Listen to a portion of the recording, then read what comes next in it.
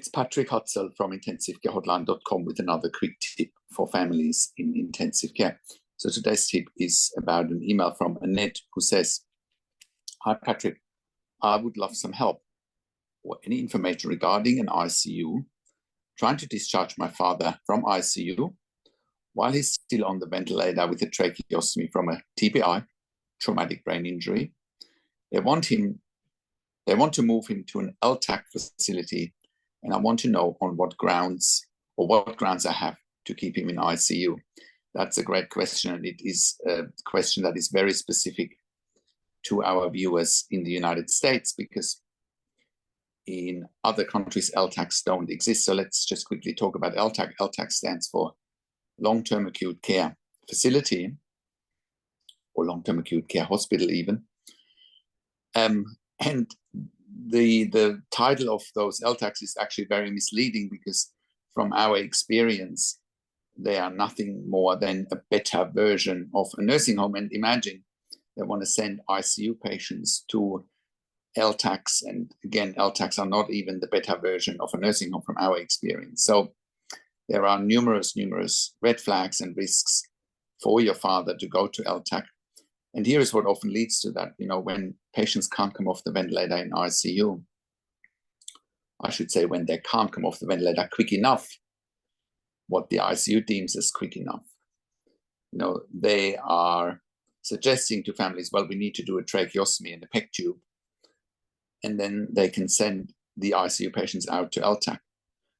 So it's very, very dangerous, especially since, I have worked in ICU in 3 different countries. And in other English-speaking countries, LTACs don't exist, and patients get weaned off the ventilator in ICU. And that's where they should get weaned off the ventilator, right? Not going to an LTAC where all of a sudden the nurse-to-patient ratio goes from 1:1 to 1:10. And technically, those patients still need ICU. It's very, very scary. It's very dangerous. And patients have died. And because of the lack of care and treatment, those patients are getting an LTAC. Now, we have helped dozens, if not hundreds, of families over the years to stay in ICU and get best care and treatment there rather than going into LTAC, right? Now, the first step that you need to do, or that you should have done, it sounds like your dad already has the tracheostomy. When you or other family members have given consent to a tracheostomy, you might have skipped one step. And the step you might have skipped is, have you looked for and asked whether the intensive care team has done everything beyond the shadow of a doubt to avoid the tracheostomy and get your dad off the ventilator and the breathing tube in the first place? Now, I can't answer that question for you. However, I've done many, many videos about this topic. I've done one video, the title of How to Wean a Critically Ill Patient Off the Ventilator and the Breathing Tube. I encourage you to watch that or read the transcript, right? Because, the biggest challenge for families in intensive care is that they don't know what they don't know. They don't know what to look for. They don't know what questions to ask. They don't know their rights, and they don't know how to manage doctors and nurses in intensive care. They have no idea. And, I'm not suggesting that your dad may not have needed a tracheostomy. I simply don't know. So, okay, we now know he's got a tracheostomy. The other question that I have is, does your dad have a PEG tube or a G tube, also known as a gastrostomy tube? Because if he does, chances are higher that with a PEG and a tracheostomy, he will go to LTAC. Now, chances are that if your dad only has a tracheostomy and no PEG tube, that he won't go to an LTAC, because LTACs most of the time will not take patients without a PEG tube. If your dad has a tracheostomy and a nasogastric tube, chances are very high that he won't go to an LTAC. That should tell you everything that you need to know about an LTAC if they can't look after a nasogastric tube. That should tell you everything you need to know about the skill set that an LTAC has. It's actually very poor, right? Now, the other thing that we've seen over and over again is that patients go to LTAC and then they bounce back to ICU within less than 24, 48 hours. And they often bounce back to another ICU because the discharging ICU no longer has any beds available, right? So therefore, your dad here is at risk of going from ICU to LTAC, bouncing back into ICU, into another ICU. That means he's in 3 different places within sort of 48, 72 hours. That is not what a critically ill patient needs. A critically ill patient needs consistency, needs the same people around them who can get to know them, who can help them recover. That's less likely to happen if you're bouncing from place to place. Again, that is insanity. Now, how to stop it? Let's get to the meat of it. How to stop it? Well, ask for the hospital discharge policy, right? And you will actually see that in the hospital discharge policy, it will say something along the lines of that your loved one can't go anywhere without your or your loved one's consent. Needs to be mutually agreed on. Now, there are exceptions to the rule, something like, if someone is ready to be discharged from a hospital because they're well, they're walking around, they're healthy, you can't dispute that, but that's not the case for your dad. Your dad is critically ill. That's number 1.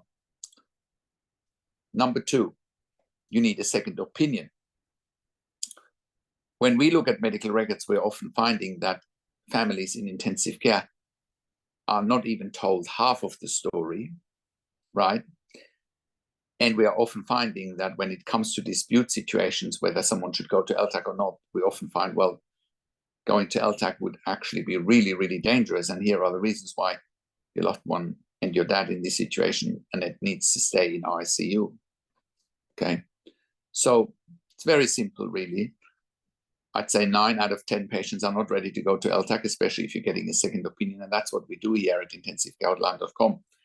We are consulting and advocating for families in intensive care, including giving a second opinion, helping you with the dispute process. Right? That's what you need to do here. Take responsibility for anything that happens. Take responsibility for any outcomes, and you will see the world's your oyster. You have taken the first step by reaching out, but the reality is you will only get the outcomes that you want if you take full responsibility for the outcomes. Now, I hope that helps, Annette. We have a membership for families of critically ill patients in intensive care at intensivecarehotline.com. If you click on the membership link, or if you are going to intensivecaresupport.org directly. In the membership, you have access to me and my team 24 hours a day in the membership area and via email, and we answer all questions intensive care related. I also offer one-on-one consulting and advocacy for families in intensive care over the phone, Skype, Zoom, WhatsApp, whichever medium works best for you. And I talk to you and your families directly. I talk to intensive care teams directly, and I ask all the questions that you haven't even considered asking, but must be asked when you have a loved one in intensive care, so that you make informed decisions, have peace of mind, control, power, and influence. I have worked in critical care for over 20 years in 3 different countries, where I also worked as a nurse manager for over 5 years in intensive care. And I've been consulting and advocating for families in intensive care for over 10 years now here at intensivecarehotline.com. Have a look at our testimonial section and have a look at our podcast section where we interviewed clients. And I can say without any hint of exaggeration that we have saved lives, and that for our clients, and when they were absolutely lost, we came to the rescue, saved lives through our consulting and advocacy, through giving a second opinion, by educating our families and our clients about their rights, and because you actually do have rights, you just don't know it yet.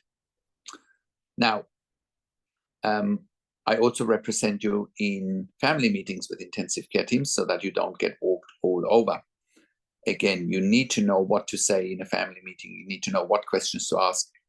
You also need to understand if you should even go in a family meeting in the first place.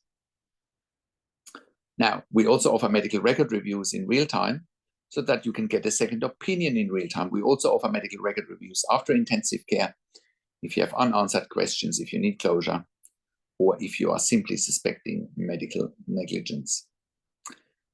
Thank you so much for watching, and all of that you get at intensivecarehotline.com. Call us on one of the numbers on the top of our website, or send us an email to support@intensivcarehotline.com with your questions. Thank you so much for watching. If you like my videos, subscribe to my YouTube channel for regular updates for families in intensive care. Click the like button, click the notification bell, share the video with your friends and families, and comment below what you want to see next or what questions and insights you have. I also do a YouTube live once a week where you can ask questions on the YouTube live. Thanks for watching. This is Patrick Hutzel from intensivcarehotline.com, and I will talk to you in a few days. Take care for now.